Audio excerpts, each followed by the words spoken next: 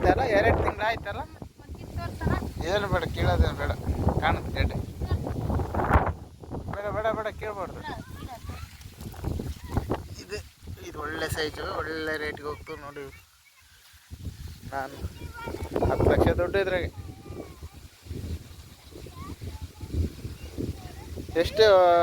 ಎಷ್ಟನೇ ತಾರೀಕು ಕೇಳಿ ಹಾಕಿದ್ದು ನಾವು? ಟೊಮೊಟೊ ಹಾಕಿದ್ವಿ ಅನ್ಸುತ್ತೆ ಅಲ್ಲೇ. ಜೂನ್ 4ಕ್ಕೆ 5ಕ್ಕೆ ಹಾಕಿದ್ದಿದ್ದು.